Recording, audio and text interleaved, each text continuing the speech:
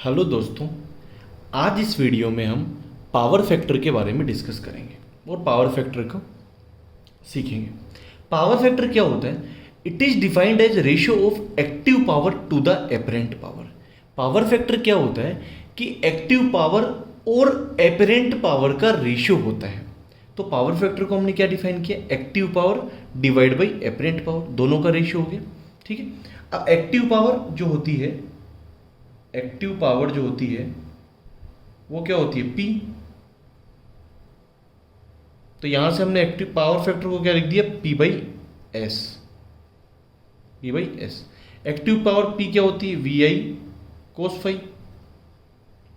ठीक है, और हमने क्या कहा कि जो एपरेंट पावर होती है वो क्या होती है?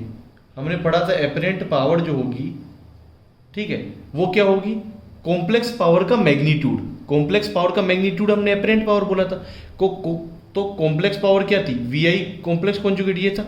इसका मैग्नीट्यूड एपरेंट पावर हो जाएगा। तो इसका क्या होगा? मैग्नीट्यूड क्या हो जाएगा? V और I आ जाएगा। ठीक है, तो हमने कॉम्प्लेक्स पावर को क्या डिफाइन किया था? लास्ट वीडियो में आप देख सकते हैं, लिंक इस वीडियो के डिस्क्रिप्शन बॉक्स में मिल जाएगा कि कॉम्प्लेक्स पावर जो थी वो क्या थी? S is equal to P plus JQ। तो उसका मैग्नीट्यूड क्या आ रहा था? Under root P square plus Q square, where P is active power, Q is reactive power. तो यहां से पावर फैक्टर जो आ गया वो क्या आ गया? P upon S। S क्या? Apparent power. तो कोस पावर फैक्टर क्या आ गया? P upon root P square plus Q square. ठीक है, P आपका क्या है? VI cos of phi, where phi क्या है? Angle between voltage and current. और एपरेंट पावर क्या आई? S बराबर VI। तो यहां से VI से VI कैंसिल आउट, तो पावर फैक्टर आ गया आपका कोस फाई, वेयर फाई क्या है? Phi is angle between voltage and current. समझ में आया? राइट। तो power factor is defined as ratio of active power to apparent power. Active power P होती है जो कि क्या होता है? VI cos phi. और एपरेंट पावर क्या होती है? कॉम्प्लेक्स पावर का मैग्नीट्यूड होती है। कॉम्प्लेक्स पावर क्या होती है? VI complex conjugate. उसका मैग्नीट्यूड लोगे तो VI आ जाएगा। और कॉम्प्लेक्स पावर को हमने लास्ट वीडियो में डिफाइन किया था, S is equal to P plus JQ। तो मैग्नीट्यूड क्या आ जाएगा? Root P square plus Q square. वो क्या हो जाएगा? एपरेंट पावर हो जाएगा। तो हमने पावर फैक्टर को लिखा P अपॉन S की जगह क्या रख दिया? Root P square plus Q square. इसको हम ये भी लिख सकते हैं VI cos phi upon VI। तो ये VI से VI कैंसिल आउट, तो कोस फाई क्या आ गया? पावर फैक्टर आ गया जो कि P upon under root P square plus Q square के इक्वल है। ठीक है, राइट। तो पावर फैक्टर को हमने क्या लिखा? Cos phi is equal to P upon S is equal to P upon under root P square plus Q square. अब देखिए फाई क्या है? Angle between V and I। Phi क्या है? Angle between voltage and current. और power triangle से हम क्या देख सकते हैं कि हमने एक पावर ट्रायंगल ड्रॉ किया था P Q। ये रिएक्टिव पावर हो गई, ये एक्टिव पावर हो गई, और ये मैग्नीट्यूड हो गया apparent power root P square plus Q square. ठीक है, ये हो गई आपकी एपरेंट पावर। तो ये क्या था? पावर फैक्टर एंगल था। इस फाई को बोलेंगे हम पावर फैक्टर एंगल। फाई को हम बोलेंगे पावर फैक्टर एंगल। ठीक है, तो यहां से भी आपका क्या आएगा? कोस फाई जब आप निकालेंगे तो कोस फाई क्या आ जाएगा? P अपॉन S, मतलब P upon root P square plus Q square. ठीक, ये पावर ट्रायंगल हो गया। अब देखिए, अगर आपका फाई जो है वो डिक्रीज होगा तो कोस फाई क्या होगा? इंक्रीज होगा। ठीक है, अगर फाई एंगल जो है वो डिक्रीज होगा तो कोस फाई क्या हो जाएगा? इंक्रीज हो जाएगा। ये होता है ना भाई, कोस में क्या होता है? 0 डिग्री, कोस 0 का मान क्या होता है? 1 होता है। कोस 90 का मान 0 होता है। तो 0 से 90 एंगल बढ़ रहा है, लेकिन कोस फाई क्या होता है? कम होता जा रहा है। तो फाई अगर 90 से 0 लाओगे तो एंगल कम होता जाएगा, कोस फाई बढ़ता जाएगा। तो फाई अगर डिक्रीज होगा तो कोस फाई इंक्रीज होगा, मतलब पावर फैक्टर जो होगा वो इंप्रूव होगा। Power factor is improving.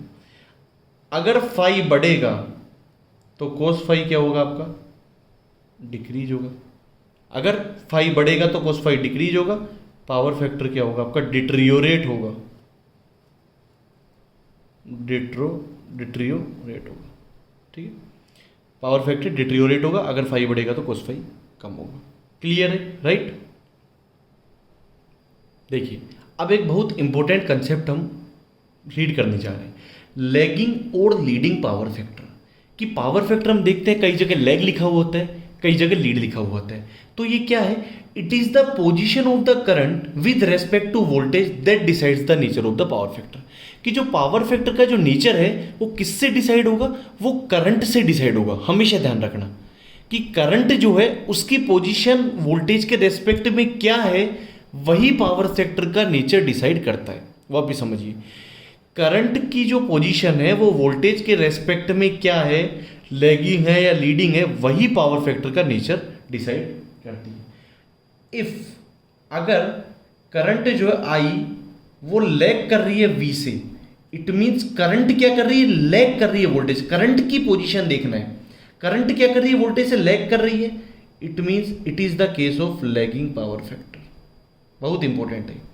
और इफ करंट आई जो है वो लीड कर रही है, लीड्स वी, करंट क्या कर रही है, लीड कर रही है। करंट को देखना है वोल्टेज से हमेशा, करंट को, करंट क्या कर रही है, लीड कर रही है, it means it is the case of leading power factor. समझ में आ गया, clear, right.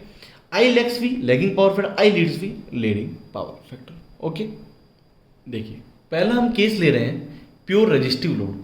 Pure resistive load ले लिया, मतलब उसमें इंडक्टेंस जीरो है और कैपेसिटेंस जीरो है, ठीक है। ध्यान रखना हमेशा कि रिएक्टिव पावर जो होती है ना, वो हमेशा रिएक्टिव एलिमेंट में ही एग्जिस्ट करती है। और रिएक्टिव एलिमेंट कौन से, इंडक्टर और कैपेसिटर।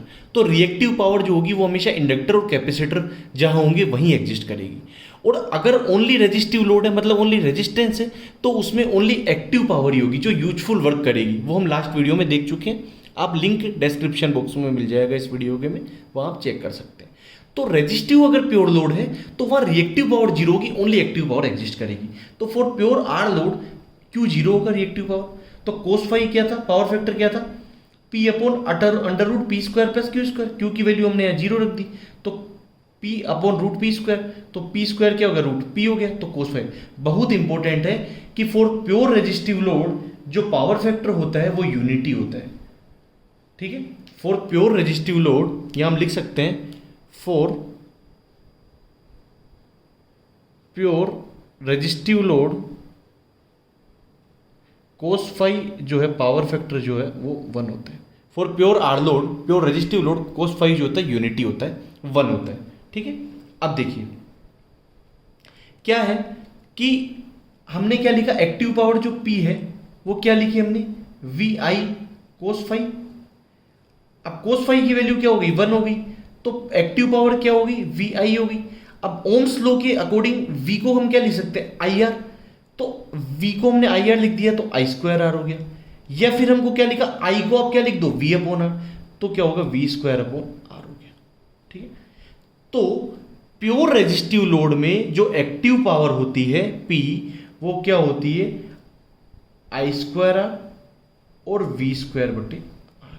बहुत इंपॉर्टेंट है, क्योंकि प्योर रेजिस्टिव लोड में कोस फाई की वैल्यू जो होती है वो 1 होती है, ठीक है, यूनिटी होती है। इसलिए प्योर रेजिस्टिव लोड में जो एक्टिव पावर P है उसको हम लिख सकते हैं आई स्क्वायर आर और वी स्क्वायर बटे आर, ठीक है। ओम्स लॉ के अकॉर्डिंग क्या लिख दिया, V को हमने आई आर लिख दिया तो आई स्क्वायर आर हो गया, या फिर I को V अपॉन आर लिख दीजिए तो वी स्क्वायर बटे आर हो गया।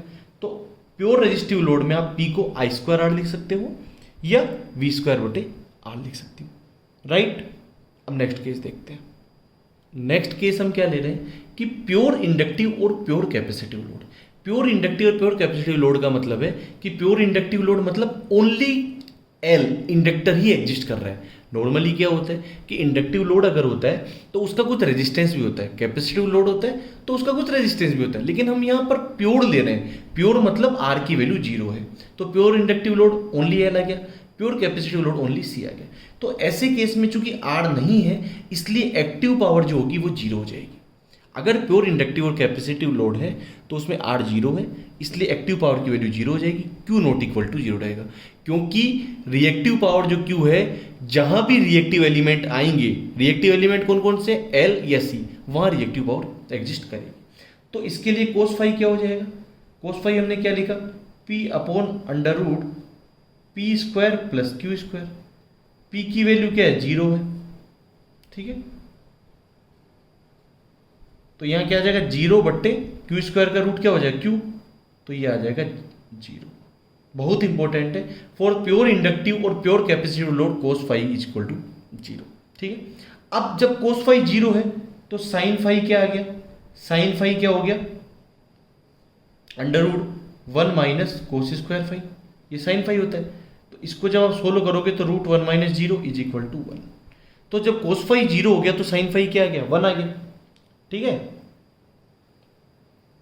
तो अब क्या होगा कि रिएक्टिव पावर क्या होती है Q is equal to VI sin φ।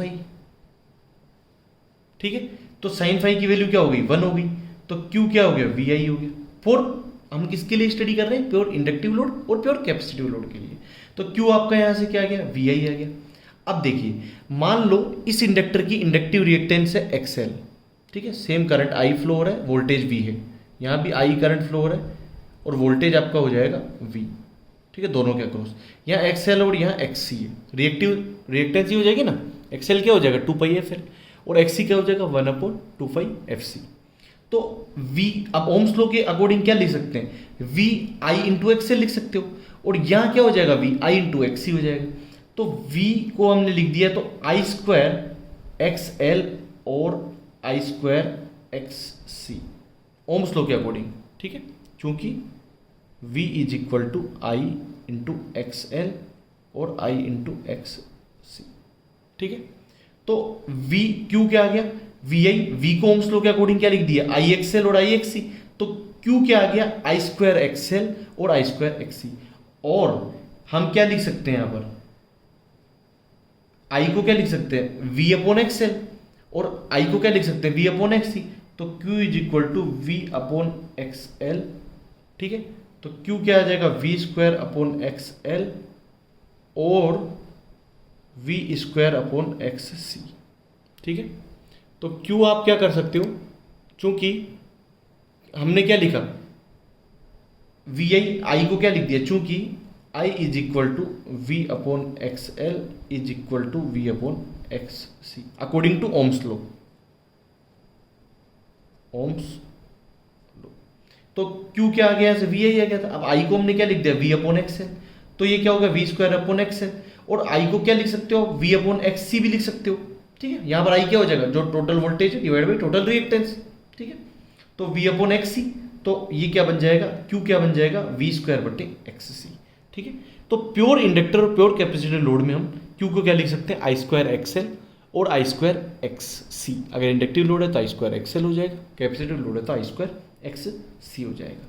ठीक है, अब नेक्स्ट केस क्या है कि अगर इंडक्टिव लोड है या कैपेसिटिव लोड है, प्योर नहीं है, प्योर में क्या होता है R 0 हो रहा था, तो नॉर्मल लोड है इंडक्टिव, तो उसका कुछ R रेजिस्टेंस भी होगा, कुछ इंडक्टेंस होगा। कैपेसिटिव लोड है तो कुछ उसका रेजिस्टेंस होगा, कुछ कैपेसिटेंस होगा। तो चूंकि R है तो R में एक्टिव पावर कंज्यूम होगी, और L और C रिएक्टिव एलिमेंट है तो इनमें रिएक्टिव पावर कंज्यूम होगी। तो यहाँ पर क्या होगा कि cos φ जो है वो एग्जैक्ट फॉर्मूला लगेगा आपको P/√P² + Q²। ठीक है, वेयर P जो आपका आ जाएगा वो P जो आ जाएगा वो तो I² R हो जाएगा, और Q क्या हो जाएगा भाई, करंट क्या है I है, और रिएक्टिव रिएक्टेंस क्या है XL और XC, तो Q आपका क्या आ जाएगा I² XL और I² XC। अब देखिए जब Q आपका 0 था तो क्या हो रहा था, ये 1 था।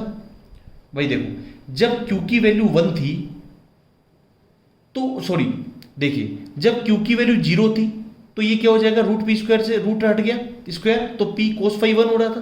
तो अब क्या हो रहा है कि जब Q 0 था तो ये डिनोमिनेटर क्या P बन रहा था, लेकिन अब क्या हो रहा है कि Q की वैल्यू नॉट इक्वल टू 0 है। मतलब यहां पर क्या हो रहा है, इस केस में Q कुछ तो होगा I² XL और ये ऐड हो रहा है, मतलब डिनोमिनेटर ज्यादा हो रहा है। जब Q 0 है तब cos φ 1 है, लेकिन अब क्या हो रहा है Q की वैल्यू कुछ बढ़ रही है ना, स्क्वायर है और एडिटिव है, प्लस है, और Q कुछ भी होगा उसका स्क्वायर होगा वो भी प्लस होगा। ठीक है भाई, ये प्लस है, डिनोमिनेटर में कुछ चीज ऐड हो रही है, और Q भी क्या स्क्वायर है, तो जो नेगेटिव भी होगा तो वो पॉजिटिव आ जाएगा। तो डिनोमिनेटर में वैल्यू बढ़ रही है, इसीलिए cos φ की वैल्यू जो होगी ना वो कम होगी। तो इस केस में जो cos φ की वैल्यू होगी वो लेस देन 1 होगी। समझिए जब Q 0 था तो cos φ 1 था, लेकिन अब कुछ Q है और उसका भी स्क्वायर है, नेगेटिव वैल्यू भी स्क्वायर से पॉजिटिव हो जाएगी, और कुछ ऐड हो रहा है, तो ये डिनोमिनेटर क्या हो रहा है कि P से ज्यादा हो रहा है। जब Q 0 था तो P था, लेकिन अब Q ऐड हो गया तो P से ज्यादा हो गया, इसलिए डिनोमिनेटर न्यूमरेटर से ज्यादा हो गया, इसलिए cos फाई की वैल्यू क्या होगी, लेस देन 1 होगी। भाई ये ग्रेटर देन 1 हो गया, मतलब ग्रेटर देन P हो गया, तो cos फाई की वैल्यू यहां पर क्या हो जाए, लेस देन। तो फॉर इंडक्टिव और कैपेसिटिव लोड जिनमें भी R नॉट इक्वल टू 0 है, चूंकि प्योर नहीं है तो R होगा, उनमें क्या होता है, cos फाई जो होता है, पावर फैक्टर जो होता है, उसकी वैल्यू लेस देन 1 होती है। तो इस वीडियो में हमने इंपॉर्टेंस ऑफ पावर फैक्टर समझा कि पावर फैक्टर क्या होता है, उसको डेफिनेशन देखी, उसके फॉर्मूलाज देखे डिफरेंट डिफरेंट सर्किट के लिए। इसके बाद भी अगर कोई डाउट हो तो आप कमेंट बॉक्स में लिख सकते हैं। नेक्स्ट वीडियो में हम पावर फैक्टर पे 2 शॉर्ट में न्यूमेरिकल्स लेंगे। Thank you.